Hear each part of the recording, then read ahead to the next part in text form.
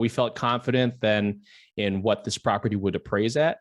But we also knew that, at the end of the day, this is a long-term game. It's a get rich slow is what they always say, right? And so even if it came to the point where we had to leave a little bit of money in the deal, we still, at the end of the day, had an asset where our tenants are paying down the mortgage. The property continues to appreciate over time. We get those tax benefits, and over time, it'll all work out.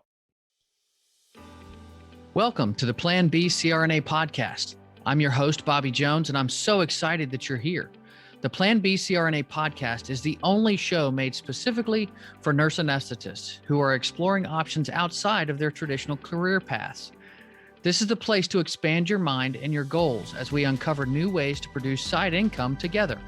Join me for some honest, unscripted discussions with other CRNAs who are transforming their financial lives. This episode is brought to you by On-Call Capital.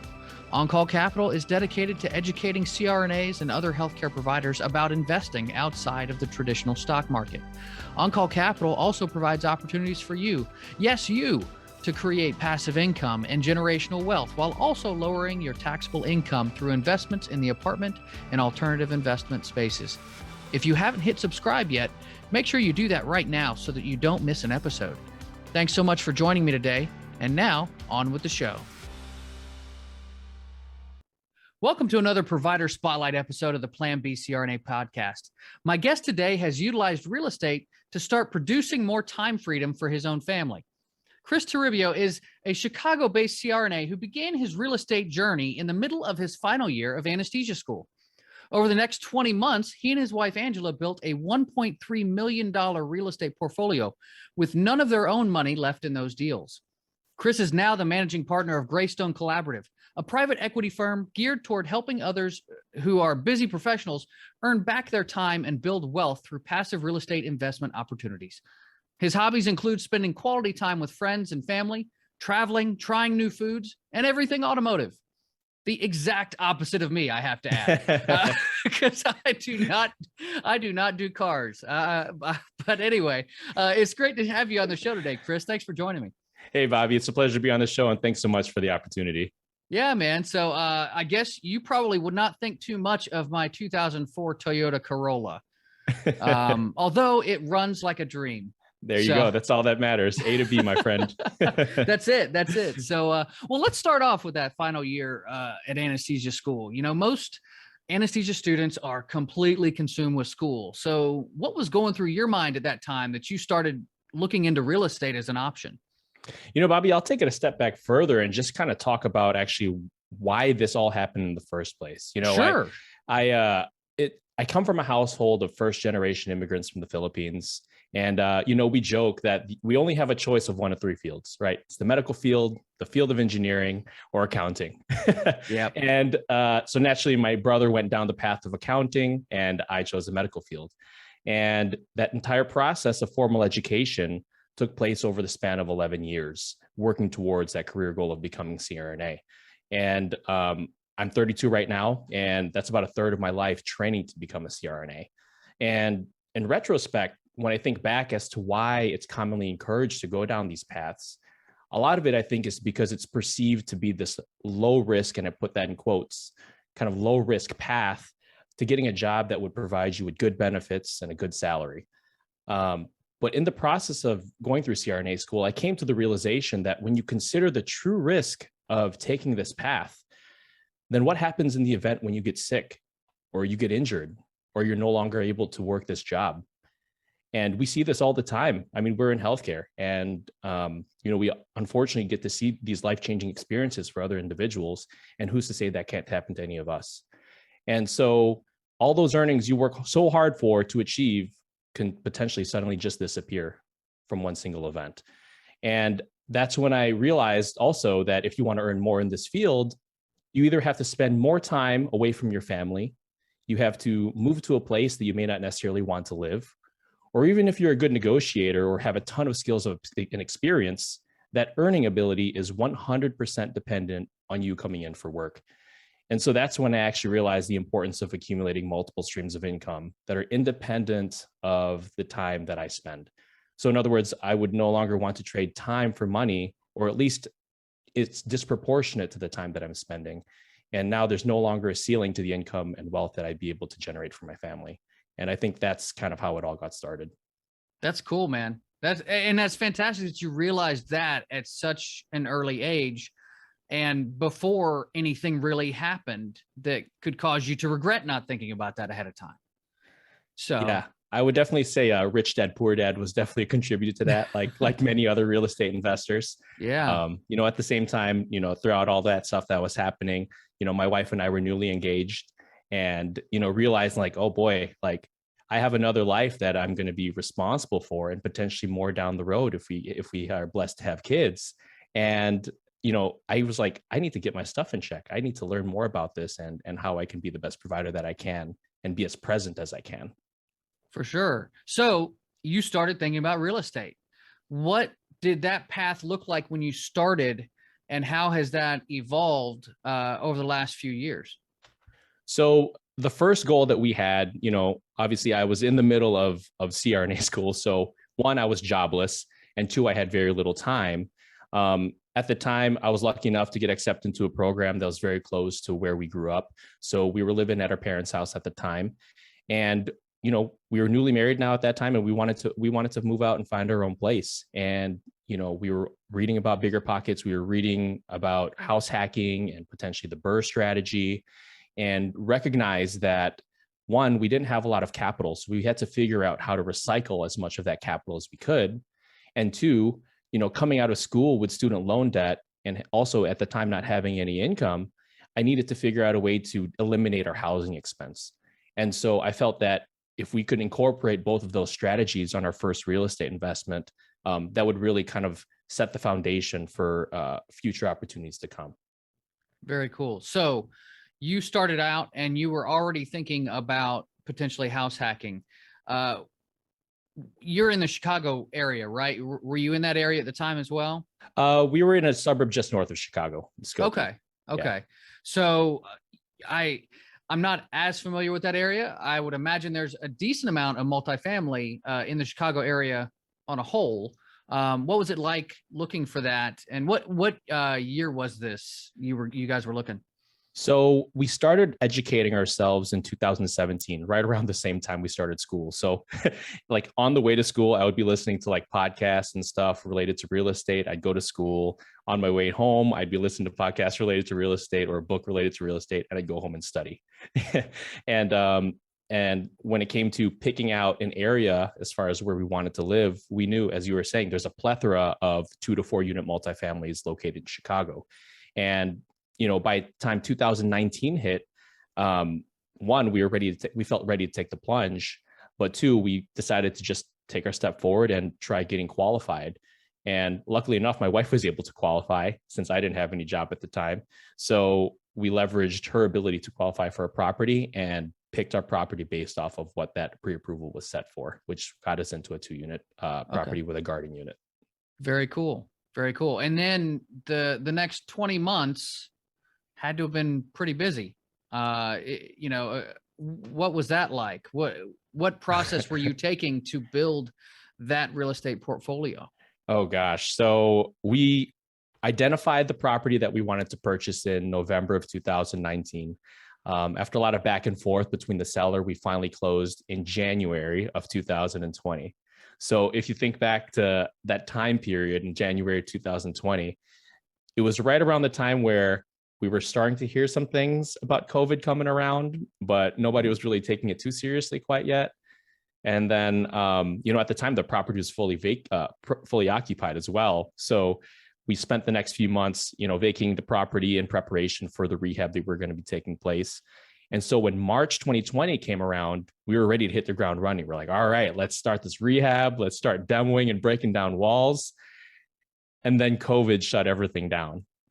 And so here we are, a jobless, debt-burdened student in his last year of CRNA school, and not even now with a vacant property with a mortgage each month, and not knowing whether or not we'll be able to carry out this rehab and this business plan moving forward.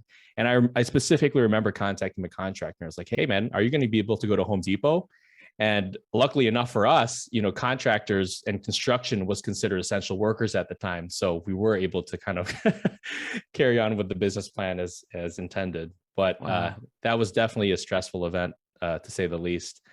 On top of that, I mean, the rehab itself, one, was about $50,000 more expensive than we had originally anticipated. And two, it took a little bit longer than we had originally anticipated, even though we thought at the time we were being conservative. So on top of funding this rehab, we had to somehow come up with $50,000 extra to fund this thing. And, we were, like I said, Rich Dad, Poor Dad was fresh in my head. And I was like, well, I either can say I can't afford it, or I got to figure out how can I afford it. And so I was like, well, I don't have money and I don't have time to do any construction or anything like that, although I can get to that later. But I did know that I had good credit. And so we're like, well, let's take out 2 0% interest credit cards, gives us 12 months to borrow. And let's take out 2 personal lines of credit and see what we can do with this. And luckily enough, I was able to fund the rehab. Man, that's and that's some of the risk that's out there that you have to, not everybody's got to embrace that level of risk, but man, that was certainly a risk at that time, given the state of things, for sure. Absolutely. Yeah. But we felt confident then in what this property would appraise at. But we also knew that, at the end of the day, this is a long-term game. It's a get rich slow is what they always say. Right. And so even if it came to the point where we had to leave a little bit of money in the deal, we still, at the end of the day, had an asset where our tenants are paying down the mortgage. The property continues to appreciate over time. We get those tax benefits, and over time, it'll all work out. Very cool. Very cool. So now I was going to ask you, what's been the most challenging part of, building this portfolio that you have now? Because we haven't really talked about how you've gotten to a much larger portfolio. Yeah. So let's talk about that then. Let's talk about how you've scaled your portfolio since then, since that first property, and Absolutely. and how that's been. Yeah. So, in the back end of things, luckily enough, we were able to appraise high enough where we were able to cash out all of that initial investment, pay back all those credit cards, pay back those personal lines of credit. And on top of that, we were also able to open up a home equity line of credit.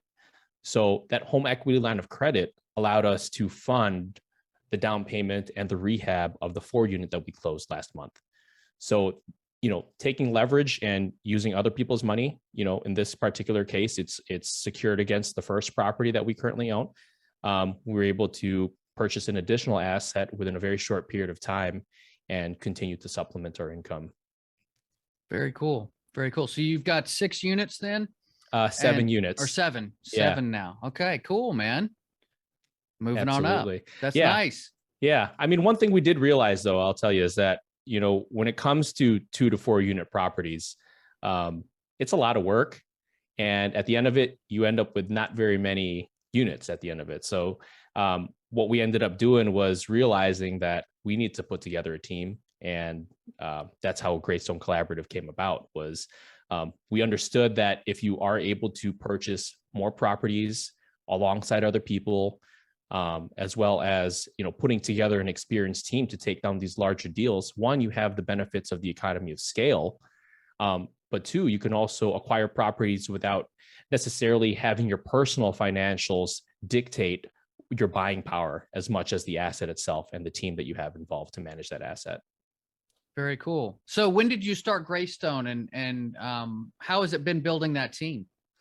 It's been a really good experience so far. So on top of all of the personal real estate stuff that we were doing to build our own portfolio throughout the last year of anesthesia school into, I'm 10 months into being a CRNA at this time, but we also started up a local real estate meetup. And being healthcare providers, we understood that, one, I mean, we didn't have much money coming straight out of school, and two, we didn't have any experience in this industry. So we knew we really need to figure out a way that we can provide value to others. And so we felt that being the people connectors, being the people who was able to bring other people together, would be the best way that we can not only take charge of our own education, but also kind of network ourselves and develop those relationships with other people who do know what's going on in the industry. And one of our partners for that meetup, her name is April. We've been working together. Last month was our official 1 year since starting that meetup. We learned that we worked really, really well together. Her and husband are great people. And we also understood that, when it comes to real estate and partnerships, we truly believe that like anyone can learn about real estate, but what's maybe more difficult to learn is work ethic and values. And so we felt that those two people had the work ethic and the values that they can provide to the relationship alongside us. And, we were able to niche down and figure out our roles from there and really become experts in our particular roles that we kind of assigned to ourselves. Very cool. Very cool. So what are the goals that you have for your company? What are you looking to achieve here in the next few years? Right now we're really looking to kind of scale larger, purchase properties that we would otherwise not be able to purchase on our own. And at the same time, provide those opportunities for people who are interested in diversifying their portfolio into passive real estate opportunities, but don't have the time or desire to be a landlord. So these are for people who have those self-directed accounts, self-directed IRAs, 401ks, or even if they have cash that's sitting in a savings account. All of those people have that opportunity to invest in real estate passively without having to manage the asset itself. And so when we have our networking opportunities, we're able to come across these opportunities and take those opportunities and provide it to those investors who would like to invest alongside our team. And that's exactly what we're trying to do. Very cool. So how did you have to adjust your meetups and whatnot during the pandemic? I'm sure there was some finagling that you had to do there to kind of get through that time period. What did that look like when you were first starting, and what's it look like now? Absolutely. So our meetup started with a group of just 30 people. We actually attended the Midwest Real Estate Networking Summit. It's hosted by John Kasman and Bree Schmidt. And it started out with like 7 of us who attended that constantly saw each other in the breakout rooms in between presentations. And before you know it, at the end of that conference, we're like, hey guys, we should definitely keep in touch and see where this goes forward. And everyone was in Chicago, and we started up a group chat. Before you know it, that group chat grew to like 30 people because people started inviting other friends who were also interested in real estate. And we're like, hey, we have enough to meet up. So luckily we found a venue over here in Chicago. It's called Navigator Tap Room. The owner, Eric Swanson, he's fantastic. He's actually dating one of my classmates who is now my coworker, and he's a real estate investor himself. So it just all worked out perfectly. That's funny. And so we were able to have a venue very easily. And we started with 30 people, and we had a consistent network going on for between like September down to November, I believe. So it's about 2-3 months. And when November came around, they had to shut everything back down. So we decided to go virtual in order to maintain, our meetup moving forward. And that really ended up becoming a great opportunity for us to grow, because now we weren't limited to the amount of people who could just attend locally. In the midst of all of our networking that we were doing, we met a ton of people nationwide and told them about our meetup. And, before you know it, now they're able to also attend alongside the people who are here in Chicago. So when things started opening back up this summer, we knew that we wanted to still maintain those relationships and provide value to those people online. So we put together a hybrid event instead. And so when we have our in-person meetups, there's a 4K camera that's faced towards the presenter. We also have the presenter log on to Zoom and share their presentation. So now anyone, regardless of whether you're local to Chicago or not, you're still going to be able to benefit from that presentation. And once we start our breakout sessions in person, we also start those breakout sessions online. So that way you still have that benefit of having that education as well as the networking opportunities as you would in person. Yeah, the technology that's been created and utilized in the last year and a half or so is really been pretty amazing in how we've been able to maintain that connectedness and also branch out, like you mentioned, because in this game, it's kind of, it really is about the relationships that you're building. And, if as somebody who doesn't know much about the Chicago market, I would not want to invest in the Chicago market without having somebody who knows that area. So where do you go to find out that information? A meetup like yours is a perfect opportunity for that. So, anybody that's wanting to branch out into different markets, there are meetups for the Mid-Atlantic area. There are meetups for obviously some of the Texas markets and things like that. So, did you guys Absolutely. have a guide that helped you get started with your meetup, or how did you come up with materials for your meetup? That's a good question. I think a lot of it just ended up coming organically just based off of examples that other people were doing. We saw who was successful, and we knew that we didn't have the time or the ability to reinvent the wheel. So we kept things simple. April and Julian, they knew someone who did a fantastic job with the branding of our Windy City REI meetup. They developed the logo and things like that, and we carried on that same color scheme towards developing our regular meetup pages and things like that. And it was also consistent with Greystone Collaborative, which ended up being perfect.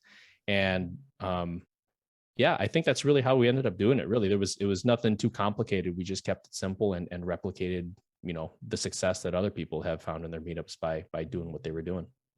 Very cool. Well, now, obviously, we've been talking about investing in bigger properties and things like that. Not everybody wants to be on that active side, like you've done. Let's talk about your mindset a little bit here, because you're still working full time as a CRNA.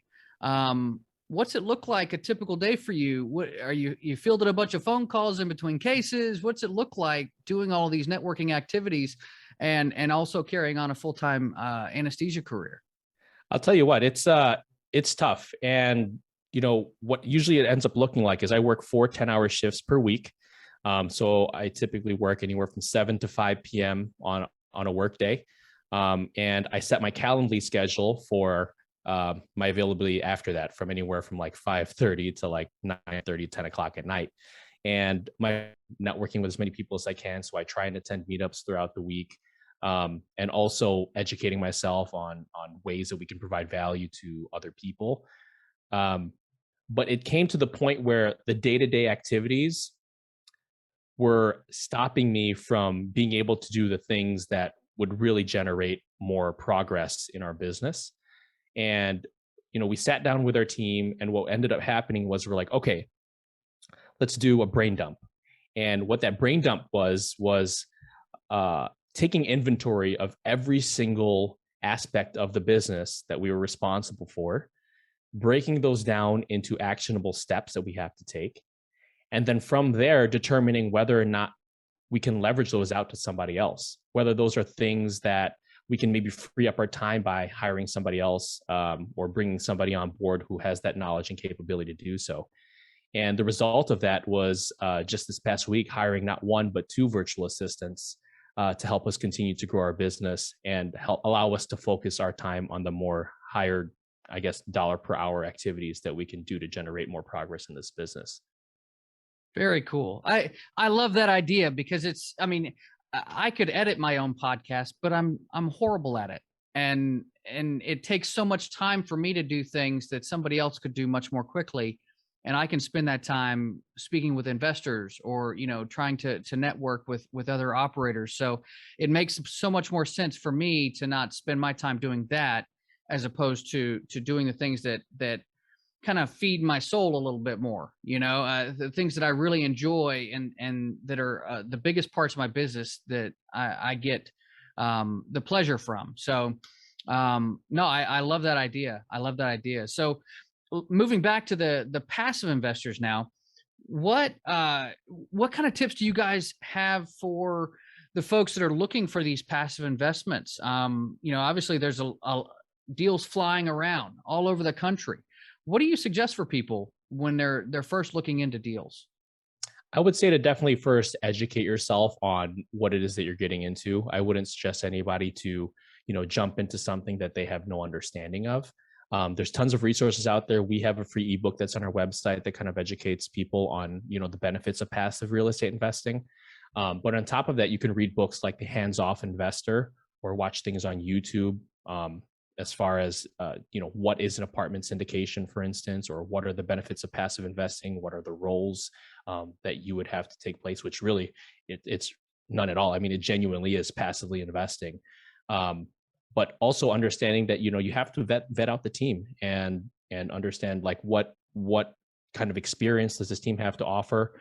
Or if the people directly involved in deals don't have a deal under the belt or don't have much experience themselves, who have they surrounded themselves with, as advisors to really ensure that that deal takes place and comes to fruition and succeeds?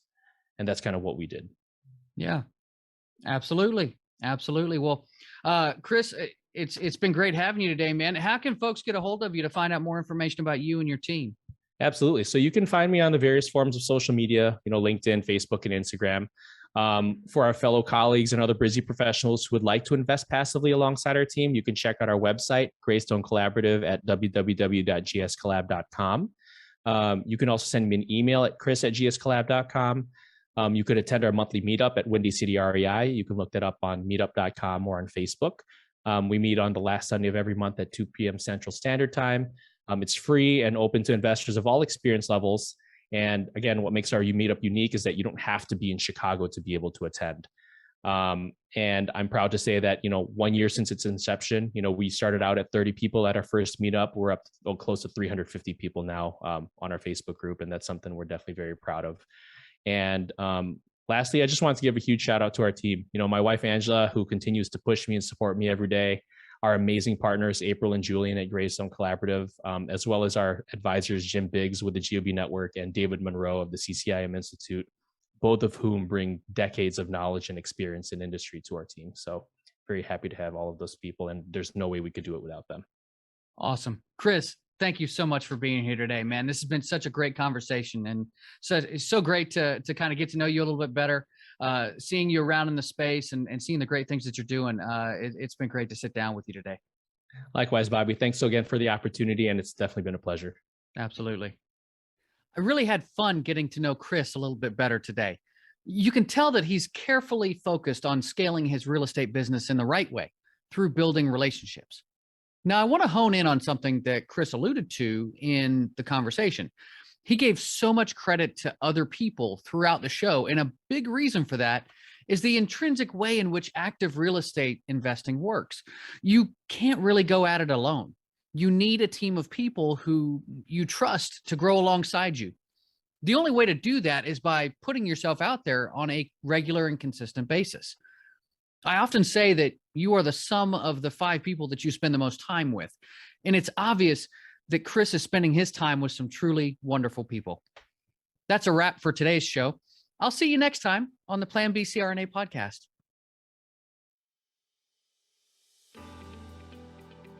Thank you so much for joining me for another episode of the Plan B CRNA podcast.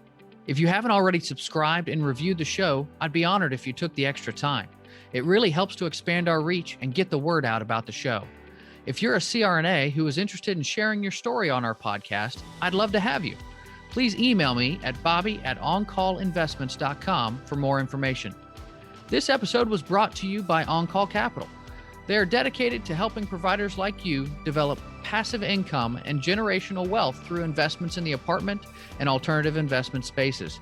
Feel free to check out their website at www.oncallinvestments.com and subscribe to their free educational email series. You can find OnCall Capital on Facebook, Instagram, and Twitter. You can also check out our YouTube page, where you'll find all of the show episodes along with other educational videos. Thanks for listening, and we'll see you on the next episode.